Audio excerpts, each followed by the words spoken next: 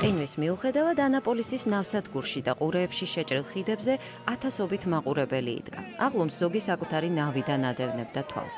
ტრადიციულ საახალწლო დღესასწაულს მეზობელი დელოვერის შტატიდან ჩამოსული შერილ ადამსი რესტორნის აივნიდან უყურებდა.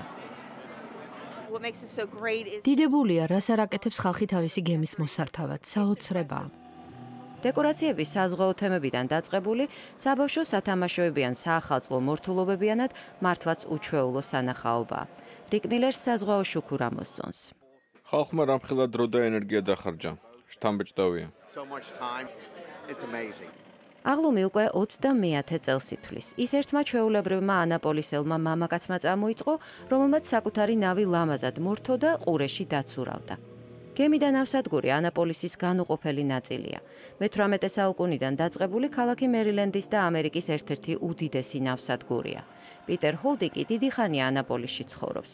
წლევანდელი მორთულობის თემად მან ახალი წელი შეარჩია და 8 მეტრიან პანოზე შამპანიურის ჭიქები ააბრძვიალა. ჩვეულებრივი საახალწლო ნათურებია. სულ სათითაოდ დავახვიე სპეციალურ ბადეზე. 10,000 ნათურად დამჭირდა ჭიქებისთვის და 5,000 შიგნით რომ შამპანური ჩამისხა და ცოტაც მიჭახუნების დროს რომ გადმოღვრილიყო.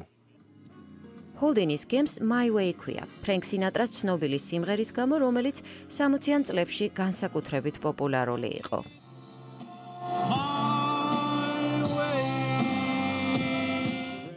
ბალტიმორიდან ჩამოსული მომღერალი დეილ ჰორნი გემზე სინატრას სიმღერებს ასრულებს.